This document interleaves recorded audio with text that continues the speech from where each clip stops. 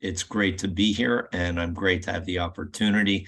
Um, I don't know, comorbidity may not feel like a conundrum to other folks, but it certainly has been a bit of one for me, and maybe I can talk folks through it. I'm going to try and share my screen now, and folks can tell me if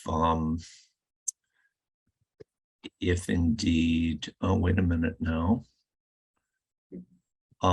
Yeah, we're seeing the I know. Okay, there we go. Perfect. Did that Perfect. take care of it? That's it. Perfect, John. Okay, great. Thanks, Jimmy. All right. So I think that you've seen probably the disclosures. I don't think anything remarkable there. So in a very general way, what I'd like to speak to you about today, I wanted to just put forward what I really think is a conceptual challenge posed by comorbidity among anxiety, depressive, and somatic symptoms, typically functional or medically unexplained somatic symptoms. And I focus on the conceptual aspects because it's difficult enough sorting out comorbidity when we're dealing with a category of disorder that we think about as a traditional disease or physical health disorder. Here we have disorders that sort of have defied biomedical explanation in a simple way, yet one group is thought of as mental and another as physical. So we'll talk a little bit about that. What I'll do is review some known associations of these symptoms, both cross-sectionally and longitudinally, and share with you some of the formative studies that I did early in my career as I was sort of making this transition from being a clinician to being a bit more focused on investigation.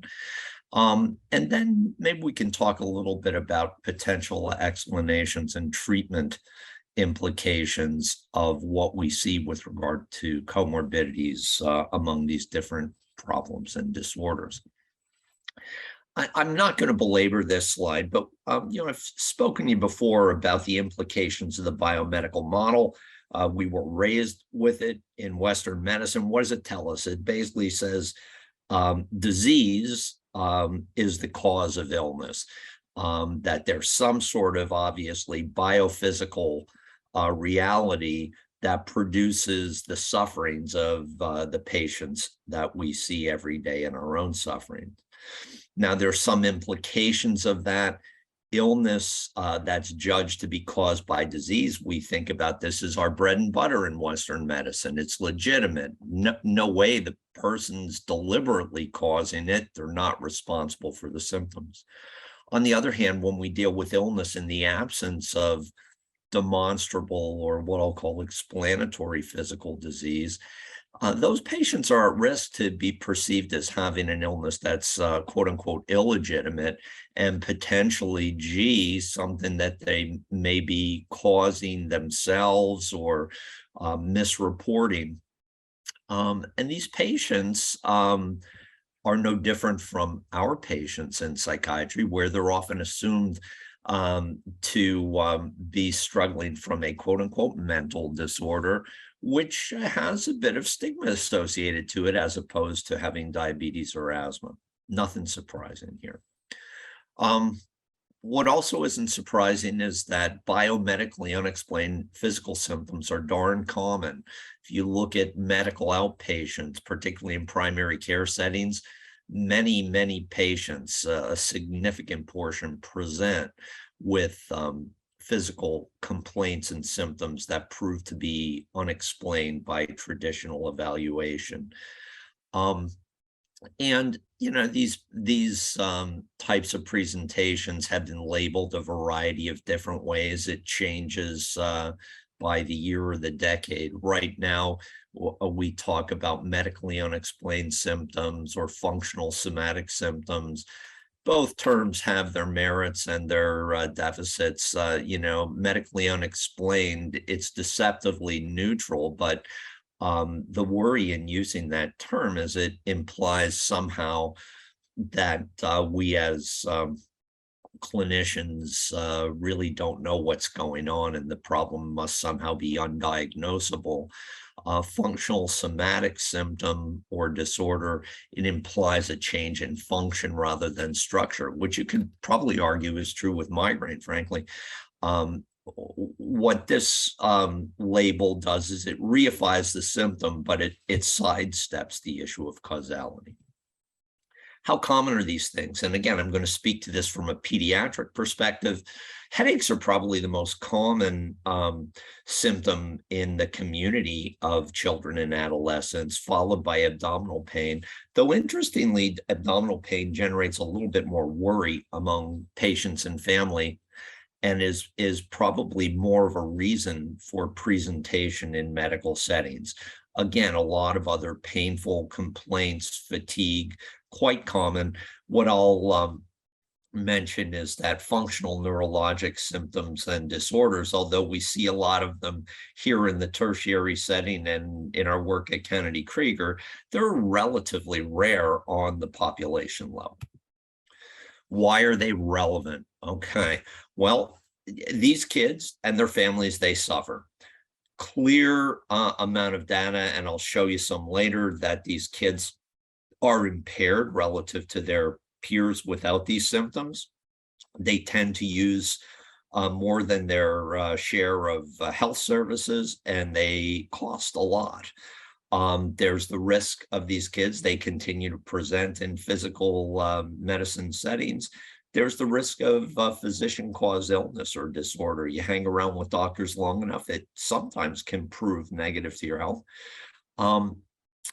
What also is interesting is if you have one of these symptoms, they often have other physical symptoms and complaints. And we also know that anxiety and depressive symptoms seem to be quite often comorbid with these patients. Now, the challenge in dealing with these kids when they present, oftentimes they come in to a consultation setting focused on one symptom or another. Yet as physicians, this can be sort of unsatisfying to just focus on individual symptoms. Why? Multi-symptomatic presentations are most common. They're more the rule than the exception, number one. Number two, somatic and emotional symptoms commonly overlap and cluster in these patients. And, we've all, well, many of us anyway, took philosophy. We know about the principle of parsimony, Occam's razor.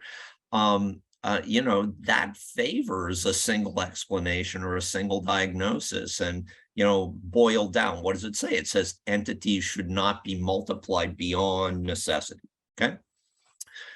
Now, when we think about a diagnosis, why bother, right? What's the importance of a diagnosis? We really think about it all the time. We tend to do it. A proper diagnosis should really help predict course and prognosis, makes common sense, should help direct our treatment efforts. It should facilitate communication among clinicians, among educators, among researchers, and hopefully when it comes to our getting paid. Now, in a very simplistic way, when patients present with unexplained symptoms, there's a rough sort of differential diagnosis. I mean, the first thing we all think about in as physicians, as trained in the Western model, is, are the symptoms representative of unrecognized physical disease? Clearly. Second, we can conceptualize them if in the absence of unrecognized physical disease, we can think about them as representatives of functional somatic syndrome or disorder, where we conceptualize them as physical. We believe that they're real. We believe they're non-intentional and non-voluntary, and our patients are suffering legitimately, right? We can also think about them as a representative as a mental disorder or a psychiatric disorder, right? So functional somatic syndrome, you have, say, irritable bowel syndrome, right? Well, might also conceptualize that patient from the psychiatric perspective, perhaps with an anxiety and or a depressive disorder and or a somatic symptom disorder. But it's conceptualized as quote unquote mental. It's real, it's non-intentional, it's non-voluntary.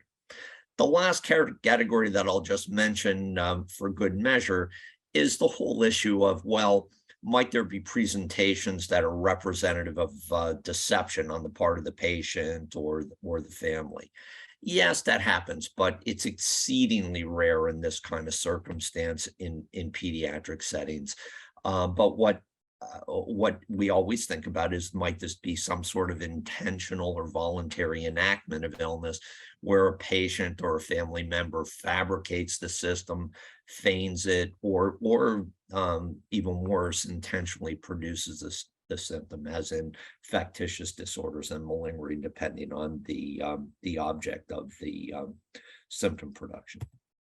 All right, so one of the disorders that really grabbed me, you don't have to spend a lot of time as a pediatrician or in primary care to not bump up against people who present with abdominal complaints that we'd call functional abdominal pain.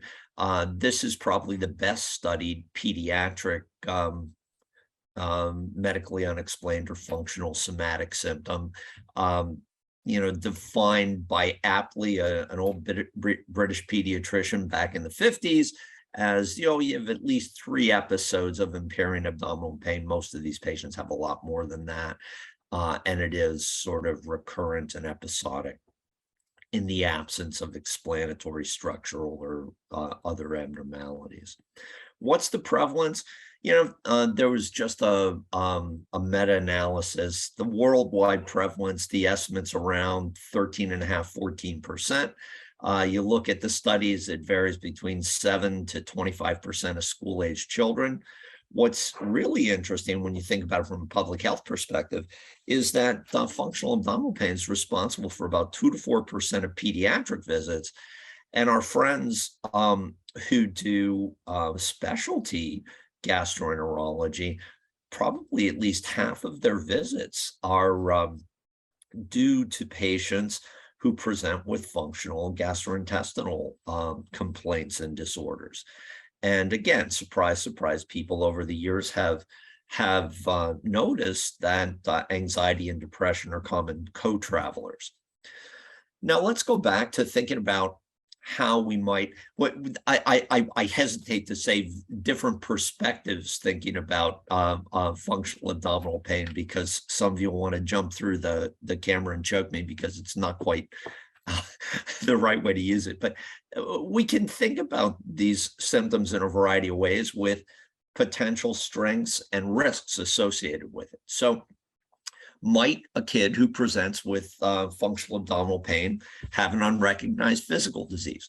The answer is yes, of course, but in the absence of other systemic signs, absence of bleeding, absence of fevers, absence of weight loss, things like that, the vast majority of young people with recurrent abdominal complaints turns out to be a functional disorder. It's probably north of 90%.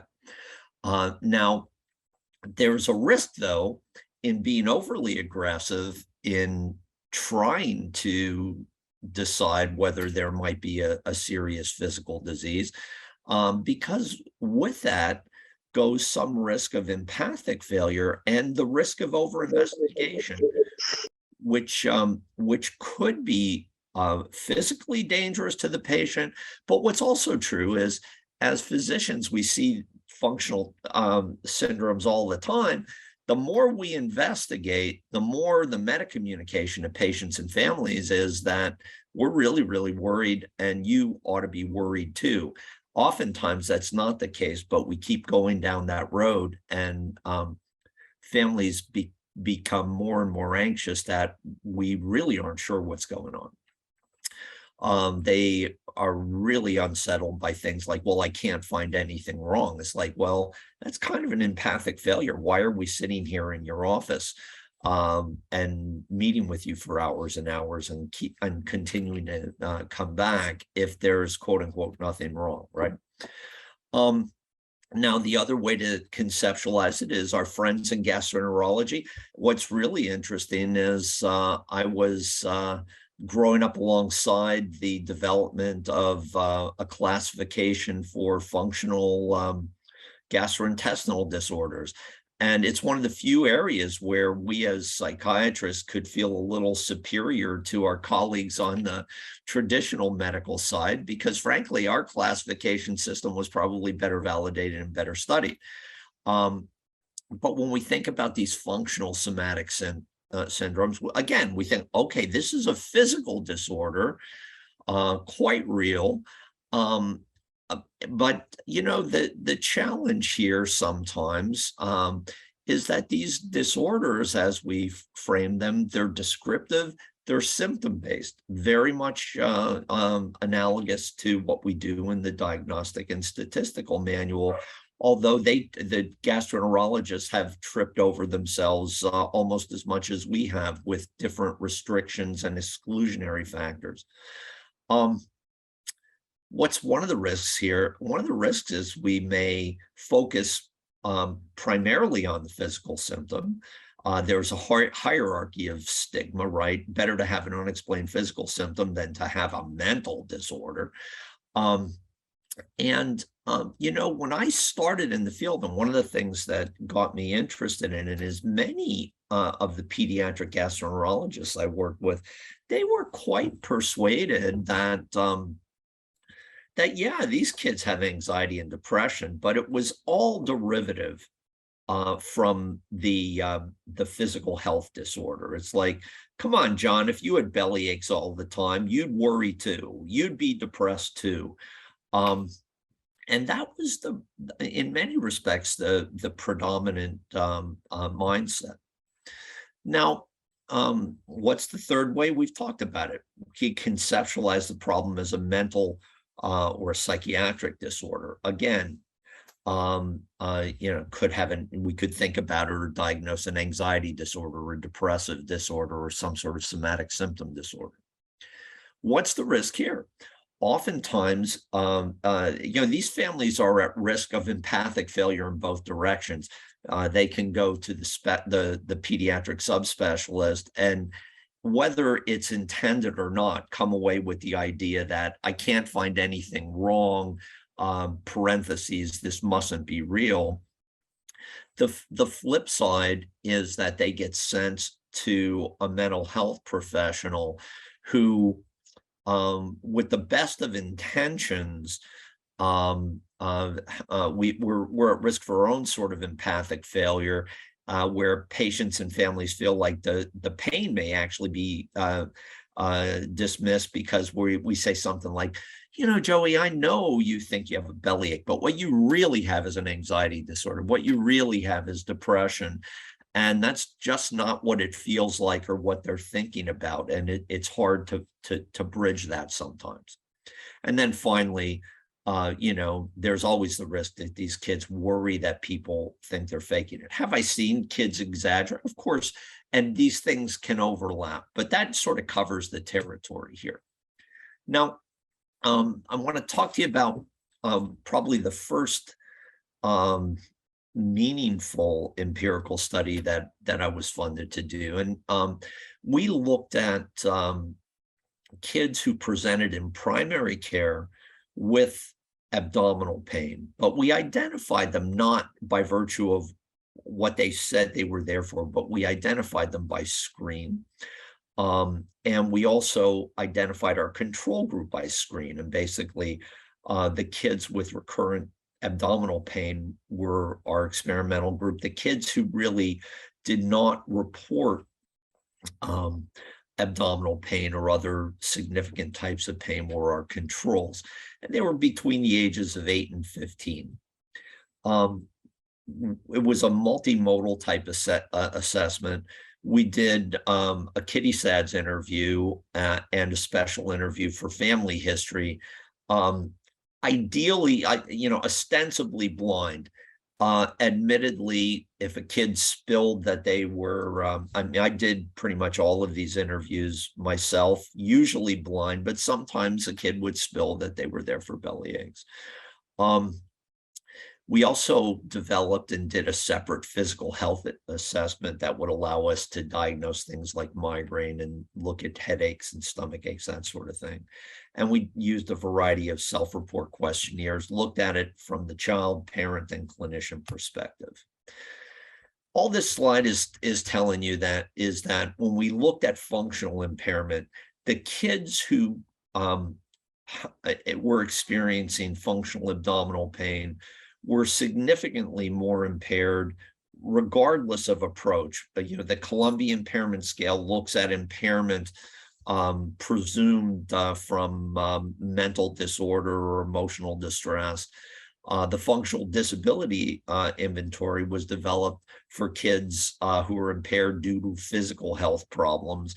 And the global assessment scale, I think we all know, is a clinician measure that we use in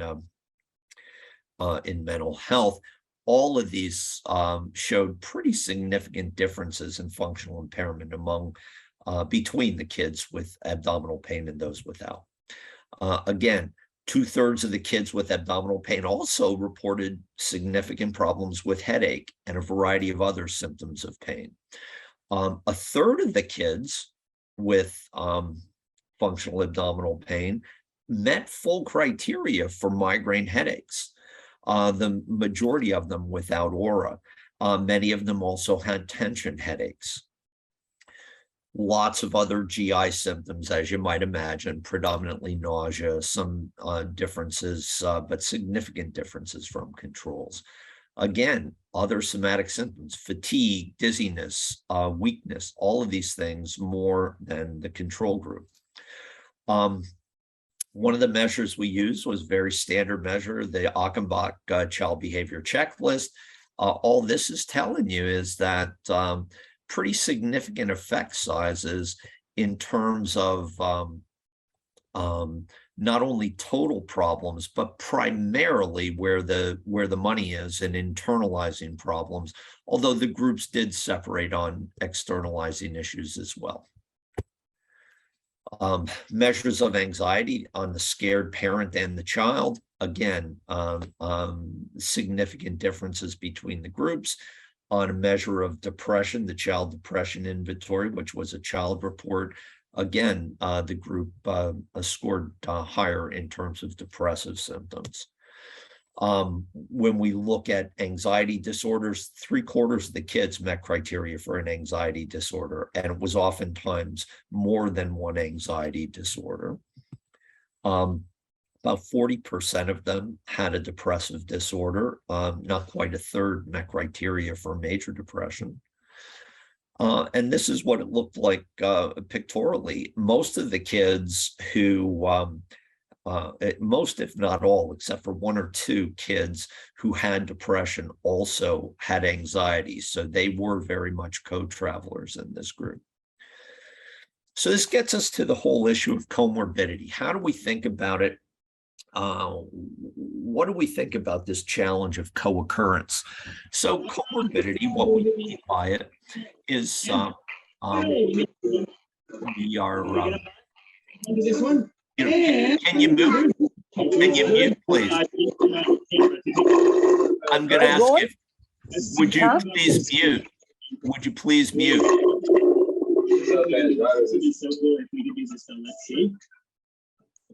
Okay, well, we're going to, there we go. Thank goodness. All right, thanks. So again, comorbidity, co-occurrence of 2 or more symptoms or disorders at levels beyond those expected by chance. Well, to know if a disorder is, if 2 disorders or more are truly comorbid, we really need to know the population base rates.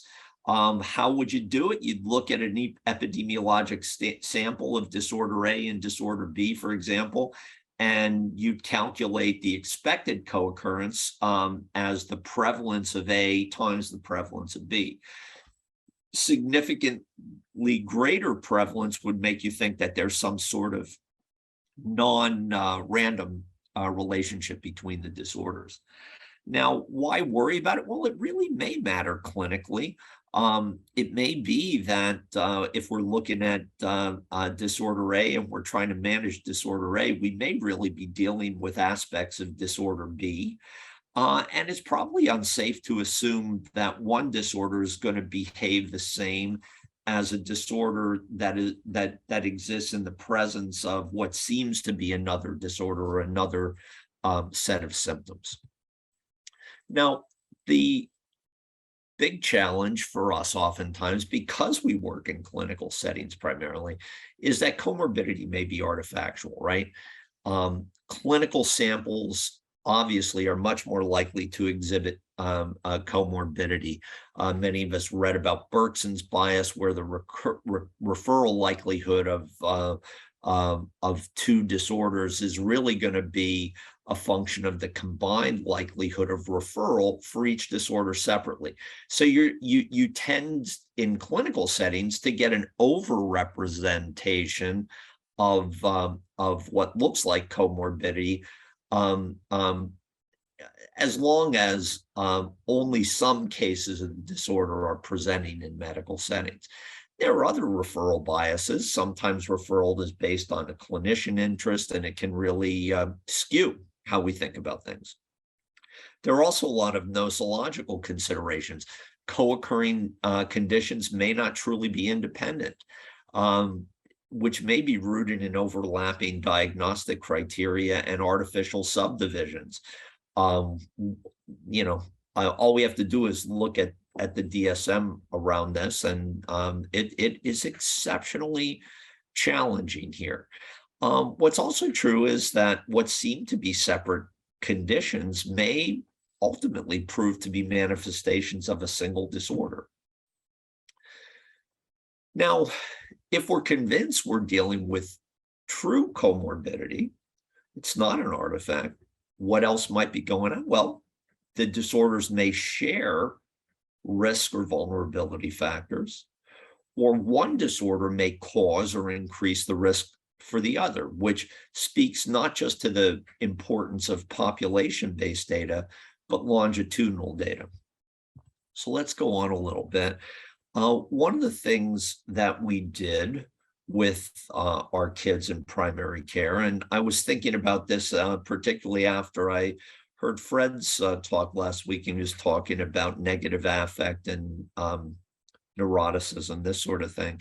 What we did find is that our kids with functional abdominal pain, we did the Cloninger scale of temperament.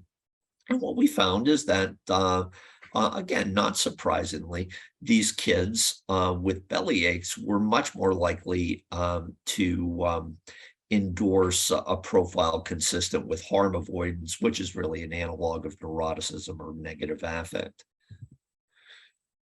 We also, again, this is a clinical sample. It's just preliminary, and we looked retrospectively. It was based on what patients and families told us, but what they told us was that, on average, most of the anxiety disorders started pretty early in childhood, and the anxiety tended to precede the development of belly aches in about 80% of the cases.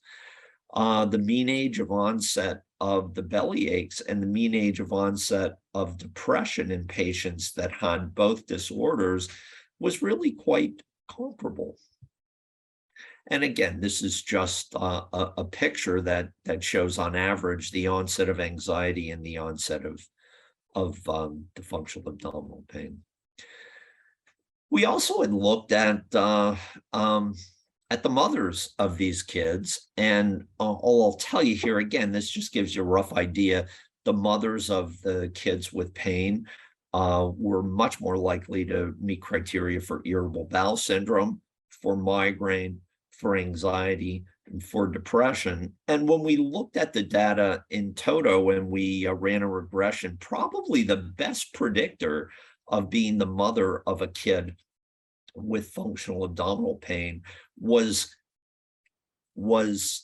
mixed anxiety and depression, most commonly generalized anxiety and depression. We also took a look, again, we couldn't help ourselves, looked at a small sample of kids presenting in primary care. We did a screen for anxiety and depression, and we separated out kids who screened positive for anxiety and depression from those who did not screen in for anxiety or depression. And we used standardized measures to look at whether they had functional abdominal pain or migraine or constipation as kind of a control condition here. And again, the kids with anxiety and depression were much more likely to have a history of functional abdominal pain. About half of them did. And same with migraine. And I think anyone who's familiar with the migraine literature knows that there's a very close relationship that, again, is in the process of trying to be sorted out between anxiety, depression, and migraine across the lifespan. And again, this just gives you a little picture of that. So I'm just going to try and pick it up. And this will give you an idea of one more little bit of work that we did. We did a follow-back study. We had the opportunity to look at a group of young adults who had been seen as kids at the Children's Hospital of Pittsburgh for functional abdominal pain. And we were able to match them by age and gender with a group of kids who had been seen there as part of a tonsillectomy and adenoidectomy study conducted by Jack Paradise. And what we did, again, small study, but nicely matched. The index visits were all between 6 and 14 years. And then we did a follow-back study. We contacted these folks in young adulthood and did standardized assessments with a blinded interviewer. And you know, what we found was that what really differentiated them in adulthood more than somatic complaints, although they did differentiate in terms of abdominal pain and IBS, what differentiated them the most was the presence of an anxiety disorder lifetime and the presence of an anxiety disorder at the time of the evaluation. So from that very small study, we're like, gee, it looks like functional abdominal pain in childhood is a better predictor of anxiety in adulthood than belly aches. We followed up our primary care sample about a year into it. And what did we find? Again, this is looking at self-reports and symptom reports. And what we found is that, again, a year after initial presentation, the young people with functional abdominal pain reported more anxiety symptoms, more depressive symptoms, more somatic symptoms, and at least on some measures, we're still reporting more impairment than their unaffected peers. This is based on some of the interview data. Again, no surprise that they would meet criteria, but about 2/3 of them still suffered from functional abdominal pain. Again, majority of them suffered from headache. Not quite 1/3 were experiencing an anxiety disorder at the time. Not much difference in terms of the other disorders, but it was anxiety that, again, jumped out the most. So, you know, I've been telling you here that, you know, focusing on population studies is the only way we're going to get at issues of comorbidity. We're a bit challenged because the samples that I'm talking to you about were clinical samples. So one of the things that, you know, I've done over the years is really tried to review that literature. The challenge is many of the studies are focused on clinical samples. It's not like you can't learn things from clinical samples, but it's hard to adequately address comorbidity with these samples. There are a variety of other challenges, though, to the literature that truly is population-based. Many of them there's tremendous variability in what they looked at initially and what they looked at as an outcome. So some studies looked at somatic symptoms alone or just a few somatic symptoms. Other studies looked at just anxiety or depressive symptoms alone. So there was a real mix. Some looked at symptoms, some looked at disorders, and it's a really garbled kind of mess in the literature. But I will do my best to distill it a little bit hopefully without your making your mind totally numb. So how to think about it? Well, if we're interested in the implications of having a somatic symptom or syndrome, we look at time one, assess for that symptom, and then we examine what outcomes we're interested in. Now, some of the studies at time one looked at more than just somatic symptoms. They looked at anxiety and depressive symptoms as well, but most studies were really, there was a tremendous amount of variability. Oftentimes people were interested in what I'd call sort of homotypic stability, right? If you have an abdominal pain or headache when you're a little kid, do you have it in adulthood? But some of the studies did include measures of other somatic symptoms, measures of anxiety, depression, measures of disability as well. And you could do it the other way as well, where you begin with a psychiatric symptom or disorder and see whether that is a predictor later in life, not just of other psychiatric symptoms and disorders, but somatic symptoms and other sorts of disabilities as well.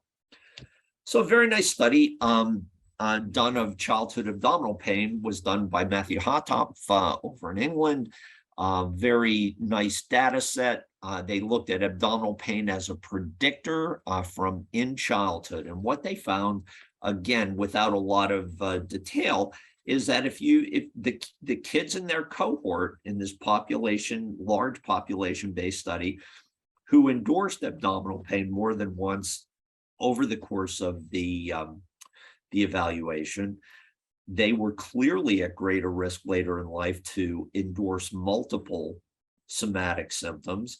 They were more likely to have been hospitalized due to complaints about those symptoms, and they were more likely to experience psychiatric disorder and psychiatric hospitalization in adulthood, most often from an anxiety or depressive disorder.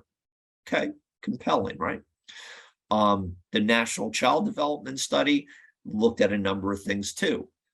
They first looked at childhood headache as a predictor of outcomes in adulthood. What did they find? Yeah, if you had a headache when you were a little kid, you were more likely to have headaches as an adult. You were more likely to have a variety of somatic symptoms as an adult and psychiatric disorder as an adult. If you looked at it from another perspective, if you endorsed depressive symptoms in childhood, guess what? Predicted the same things. Another childhood study, fatigue in childhood predicted psychiatric disorder and depressive disorder later in life. Not a big surprise there. Trail study, if you had multiple somatic symptoms on the Achenbach Youth Self-Report, more likely in adulthood to experience anxiety and depressive symptoms. The flip was also true. If you had anxiety and depressive symptoms on the Youth Self-Report in childhood, you were more likely to endorse functional somatic symptoms in adulthood. Another study that actually grouped things, and they used a diagnosis of somatoform disorder as the predictor, looking at adolescents.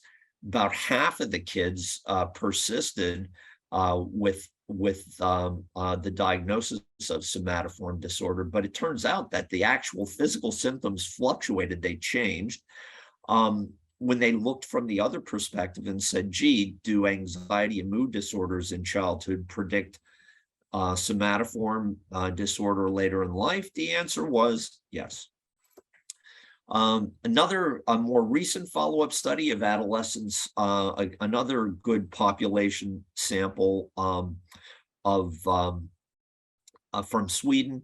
Again, somatic complaints predicted inpatient psychiatric hospitalization. It was significant even when you controlled for confounders like anxiety and depression. And there was a dose-response relationship between the risk of later hospitalization and the number of functional symptoms. Another cohort study, headaches or abdominal pain in childhood actually predicts suicidal thinking and behavior later in life. Great Smoky Mountain study, probably the best one out there. Adrian Engel, then Jane Costello, and a number of their co-workers, they looked at 9 to 16-year-old children, followed them into young adulthood, and guess what? Somatic symptoms in childhood, really excellent predictors of generalized anxiety disorder, depressive disorder, and or the combination, which they referred to as an emotional distress disorder. The more the symptoms, the somatic symptoms were persistent, the higher your risk. So what do we find? And I'll wrap up in a few moments, I hope. What are the key findings? Well, if you have one functional somatic symptom, it predicts other functional somatic symptoms. And that is true both cross-sectionally and longitudinally. What's also pretty darn clear is that these symptoms are associated with symptoms of anxiety and depression and anxiety and depressive disorders. Again, it's true both cross-sectionally and longitudinally. And increased levels of these somatic symptoms are associated with higher levels of emotional symptoms and disorders. Anxiety and depression themselves, if you begin there, it's clearly associated with these somatic symptoms, again, both cross-sectionally and longitudinally. And there are a lot of familial associations, not just for one or another type of physical symptom, but for others. And also, if you're looking at a family where there's a vulnerability to somatic symptoms, it looks like it tracks with anxiety and depression as well. Lots of commonalities between the disorder, right? What's the thing that's true? You know, I mean, the whole word neurosis was invented to describe patients who had symptoms of nervous disease without clear-cut pathology if they should die for another reason and you did an autopsy, right? So there's a lack of satisfactory biomedical explanation, no clear-cut association with tissue pathology. All these disorders are associated with life adversity, both as a risk factor and a precipitant. The disorders seem to increase in prevalence with increasing age into adolescence. For the most part, sex ratio is equal more or less in childhood, but then females predominate later in adolescence and young adulthood, and functional impairment abounds. There's a lot of reason to believe that these patients are more vulnerable from the temperamental perspective. The variable that jumps out the most is that of neuroticism, negative affect, harm avoidance. We know that negative affects associated with increased risk for anxiety, depression, and somatic symptoms. It's also associated with a greater tendency to focus on ourselves and our bodies and our sensations. And there's good evidence that there are a lot of shared genetic risk factors underlying this vulnerability. These patients seem to respond to life challenges at lower thresholds. If you look at things like acoustic startle and a variety of other things. And they may also seem to have a perceptual bias to threat, particularly pain or some sort of internal threat, and social threat, which I think about as an external threat. We know that there's a whole group of kids that we call behaviorally inhibited to the unfamiliar. Jerome Kagan and his group followed him up. 10 to 15% of white kids seem to fit this profile. And they they do exhibit differences in stress reactivity. And this sort of temperamental vulnerability predicts future anxiety disorders and probably move things further on into life. I'm going to pass over this slide. But, these patients also have similar responses to coping strategies. Passive coping does not do well for these patients. When they avoid confronting the symptoms, try to apply avoidance or wishful thinking, typically the anxiety, depression, and/or functional somatic symptoms get worse. Lots of commonality there. For the most part, accommodative coping, where patients take a rehabilitative approach to accept and adjust to their symptoms, that's associated with a decline. More deliberately active coping, where the patient really says, I'm going to really focus on making these symptoms go away, does seem to have a positive effect on anxiety and depression, but a mixed effect. Some patients, and my friend Lynn Walker seemed to think that some of these patients with somatic symptoms, when they really focus so much on them, they kind of freak themselves out, was her impression, and it potentially made it worse sometimes. And then finally, there's a lot of reason to believe they respond to similar treatments, CBT, relaxation, rehabilitative strategies, and perhaps antidepressants as well. The data in somatoform disorders, and particularly in functional somatic syndromes in kids, is not as detailed as in adults. So finally, how to think about it? Well, could it be an artifact? I suppose, we can make the argument that there are the disorders share some common symptoms in their diagnostics, but I think it's going to be tough to dismiss these associations purely as artifact. Unidirectional causal models, that's a little more difficult. I think, if anything, the thing you can make an argument for is that anxiety may well prepare the ground for subsequent somatic symptoms or depression, but the evidence for that is somewhat limited. Maybe the best explanation, if you ask me, is that we're dealing with either some sort of shared diathesis model, or what in the old simplistic days, which is appealing to me as more of a lumper than a splitter, is that are we dealing with sort of a single emotional disorder, or sort of the general neurotic syndrome? Again, hard to know. I'm not going to answer that for you today, and we can argue a lot about it. But I think that I wanted to thank you for your attention, and if there are any questions, I'm happy to entertain them. Thank you, John. That was fascinating. Let me ask you this: you just touched on treatment at the very end. You had to touch on treatment. Do you want to just say a little more about treatment? Are behavioral treatments the first line, and is medication relatively an uncommon thing to go to? Or do you want to talk about that a little bit? Well, yeah. What I'll say is that oftentimes what drives these things is patient and family preference, right? Surprisingly, in the old days, everybody wanted to begin with psychotherapy, and medication was thought of as a last resort. I think that's changed over the years. And the other problem is, you have a kid coming in with functional abdominal pain. In all likelihood, the majority of them also have an anxiety disorder and/or a depressive disorder. One of the things that I will do, sometime in the future, is I can talk a little bit about, we actually have looked a little bit. There's a pretty good data that CBT in a variety of forms, including brief CBT, can be helpful for these kids with functional somatic symptoms, just as it's been shown to be effective for anxiety and depression. Again, you can tweak it one way or another.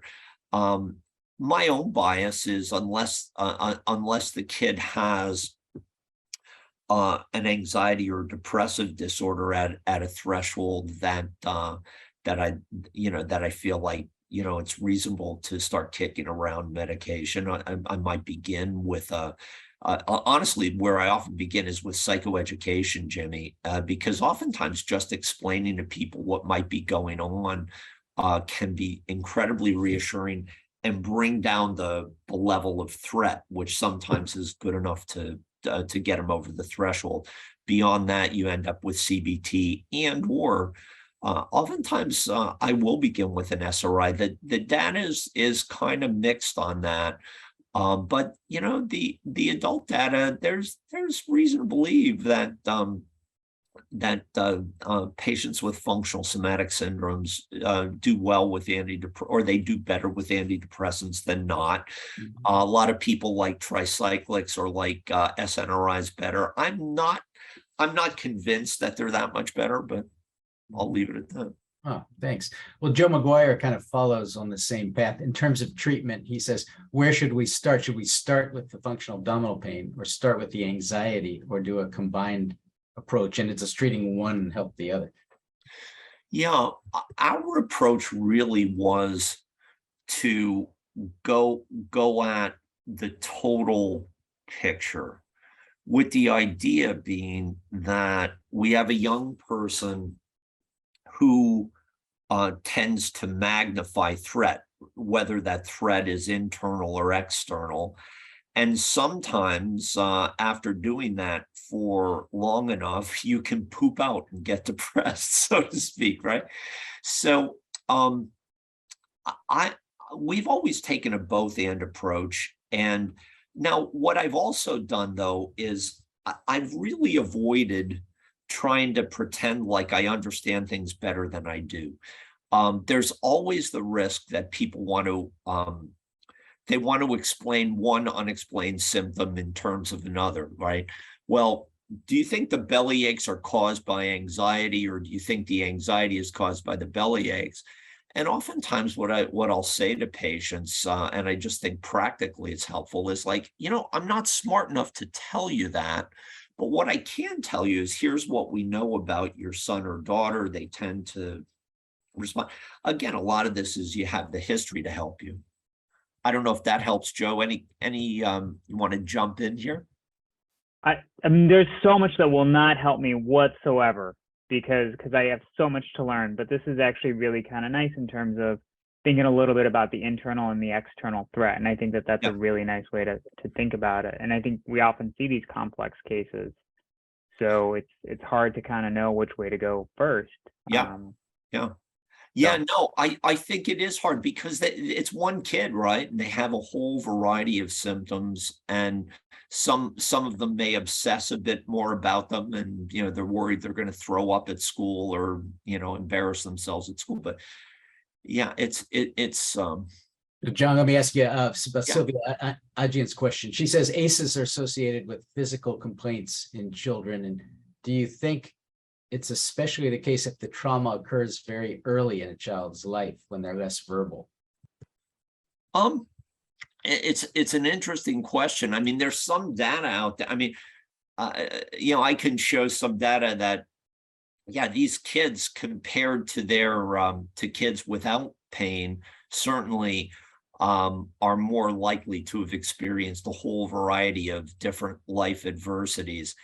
And I think that it was a combination of both early and also, a lot of times I know Lynn Walker found a lot in the way of day-to-day stressors and annoyances that didn't rise to the level of things like maltreatment or that sort of thing. So I think it's a both and. I mean, people have done things like examine if kids who are vulnerable to functional abdominal pain were more likely to have been instrumented during infancy. And there have been a couple of studies that say maybe the question is, where does the sensitization come from? Is it environmental? Is it genetic? Is it both and, right? Great, thanks. Paul McHugh asks about personality characteristics. Wouldn't most of these kids be considered highly introverted and neurotic?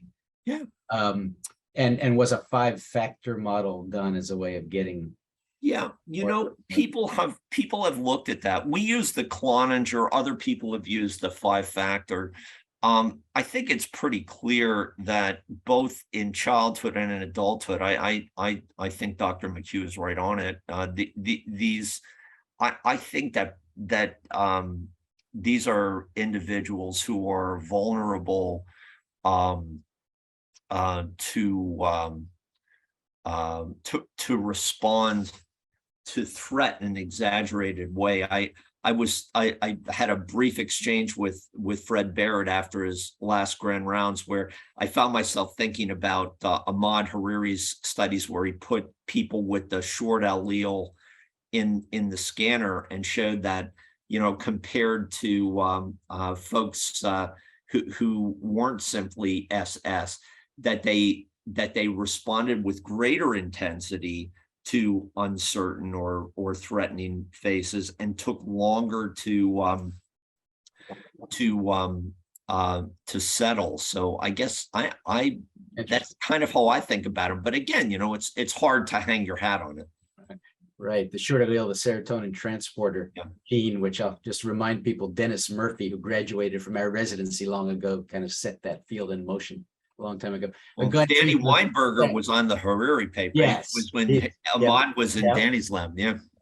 Yeah, Glenn Treisman has our last question of the morning, or a comment, I guess. An alternative view is that the patients have a dysautonomia with excessive sympathetic activation.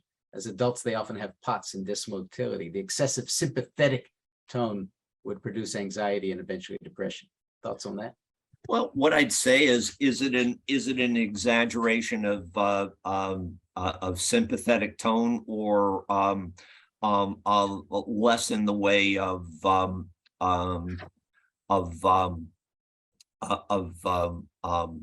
other? I don't think that I don't think about it as an either or. I mean, I think we saw a number of these patients of ours. They met criteria for POTS. What I'm careful about is I've seen, and it would be fun to talk more to Glenn. Glenn and I have fun talking about this kind of stuff. My worry with the POTS thing is people get reductionistic with it. Oh yeah, their same stuff, different day. Oh well, their anxiety is caused by the POTS. Maybe. But I've seen a lot of patients who do everything they can for POTS, and they're still having panic attacks, or they're still socially anxious, or they're still depressed. So do I think that there's something about an imbalance around either excess sympathetic or inadequate parasympathetic tone? Yeah, I just don't know how to operationalize that quite yet. Well, thanks, John. I just wanted to make sure that people consider the possibility the arrow is going in both directions. Absolutely, I agree with you, Glenn. Yeah, that's right. Yeah, it's not an either or. Yeah, no, absolutely. There's a physical component to this that we just don't get, and some of it may involve immune activation too. Exactly as you say. It's like there's there's the hard wiring, and then there's the and then there's wireless in terms of our immune cells. So yeah, thank you all. Thanks for having me. That was a great talk. It was. We enjoyed it. Thanks everybody for coming. Thank you. Hope everybody has a great Thanksgiving holiday. Thank you. Bye-bye. Take care.